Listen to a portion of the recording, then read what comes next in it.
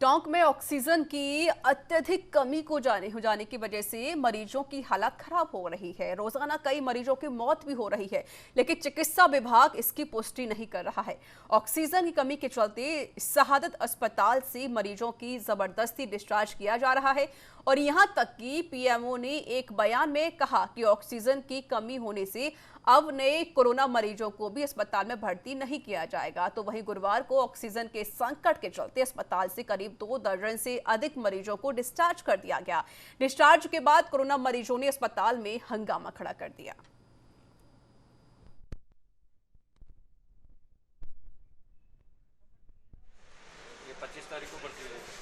गाड़ी भेजी हुई थी अलवर भरने के लिए, वो समय से भर नहीं पाई है, उसकी वजह से गाड़ी आ नहीं पाई है लौट करके। और जो ऑक्सीजन थी हमारे पास में वो ख़त्म होने की कगार पर है।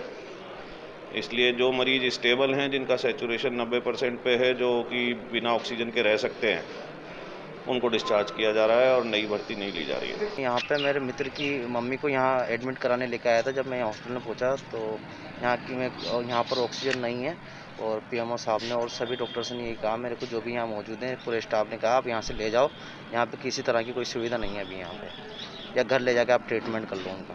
ये बोलते हैं जयपुर की नहीं बोल रहे हैं, जयपुर ले जाओ, यहाँ बिल्कुल भी ऑक्सीजन नहीं है, एडमिट करने से मना कर दिया किसी भी तरह। ये पीएमओ साहब ने खुद ने बोला है। ये तो यहाँ किसी तरह का कोई हमें कोई सपोर्ट नहीं कर रहा है, कुछ भी नहीं है, पूरा सिस्टम बिगड़ा हुआ है यहाँ का।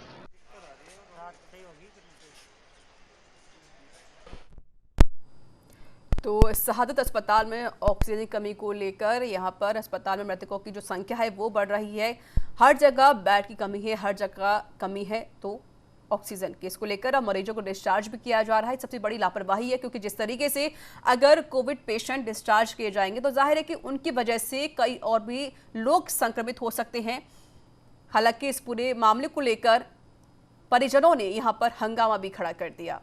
तो कोविड मरीजों को यहाँ डिस्चार्ज किया जा रहा है क्योंकि वहां पर बेड उपलब्ध नहीं है, लेकिन इसको लेकर अब सरकार को देखना होगा, सरकार का इसका संज्ञान लेना होगा। और हमारे साथ जुड़ चुके हैं टोंक से संवाददाता ब्रजेश। ब्रजेश, जिस तरीके से जो कोरोना पेशेंट है उनको डिस्चार्ज किया जा रहा है, तो जाहिर है बड़ी लापरवाही भी सामने आ रही है, क्योंकि अगर वो लोग डिस्चार्ज कर दिए जाएंगे जो पेशेंट हैं कोरोना के, तो जाहिर है कि जो आंकड़े हैं और भी बढ़ सकते हैं, उनकी वजह से कोई और भी लोग कोविड पॉजिटिव भी हो सकते हैं। ब्रजेश जी रिचा, कल जो परेशानी आई शहादत अस्पताल जो कि टोंक का कोविड सेंटर है, वहां पर ऑक्सीजन की बहुत ज्यादा कमी आ गई और वहां पर ऑक्सीजन उपलब्ध नहीं था। तो उस वजह से पीएमओ ने नए एडमिशन भी बंद कर दिए और जो कोविड थे वो कम से कम 1 दर्जन से ज्यादा जो कोविड रोगी थे उनको डिस्चार्ज कर दिया जबरदस्ती, ताकि वो दूसरी जगह जाके अपना इलाज कर सके। और उसके बाद थोड़ा सा जब प्रशासन जागा शाम को लेट तक, तो वहां से भिवाड़ी और अन्य जगह से सवाई माधोपुर से कम रात को 90 गैस सिलेंडर इमरजेंसी में मंगवा गए, जो भी आज के लिए काफी थे। केवल आज शुक्रवार को वो भी खत्म होने वाले हैं। लेकिन ब्रजेश, जिस तरीके से जो कोविड पेशेंट उनको डिस्चार्ज कर रहे हैं, तो ये तो जाहिर है कि सब बात सबको भी पता है कि अगर वो किसी के संपर्क में आएंगे तो आंकड़े और बढ़ेंगे और भी लोग इसमें संक्रमित भी हो सकते हैं।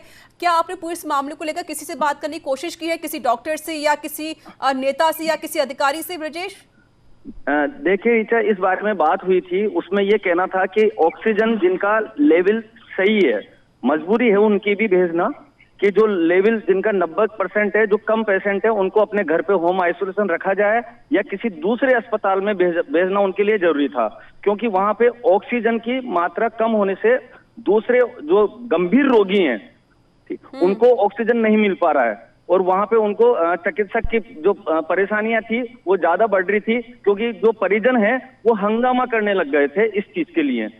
तो ये बहुत सही बात कह रहे हैं आप कि पूरे जो अगर कोविड मरीज दूसरी जगह जाएगा तो वो दूसरों को भी संक्रमित करेगा। बिल्कुल। लेकिन उसमें जो प्रशासन का कहना है, जो अस्पताल प्रशासन का कहना है कि उनके लिए ये बहुत मजबूरी वाली बात है, क्योंकि इतने बेड वहां पर भी अवेलेबल नहीं है कि और मरीजों को, गंभीर मरीज भी आ रहे थे। लेकिन तो ब्रजेश, ये अव्यवस्थाएं क्यों हो रही हैं? क्योंकि ये जिम्मेदारी डॉक्टर की बनती है, ये जिम्मेदारी प्रशासन की है।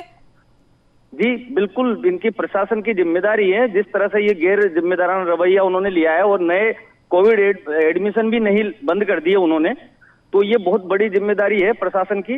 लेकिन जो जिला कलेक्टर है चिन्मयी गोपाल, उन्होंने अपने स्तर पे कोशिश करके और अभी भी और भी एक सिलेंडर मंगाने की कोशिशें की है, और वो पूरी जहां तक है आज 127 गैस सिलेंडर, ऑक्सीजन सिलेंडर यहाँ पहुंच जाएंगे।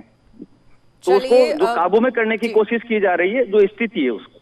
चलिए ब्रजेश, आपका बहुत बहुत शुक्रिया अधिक जानकारी देने के लिए। नजर बनाए रखिए, अपडेट आपसे लेते रहेंगे।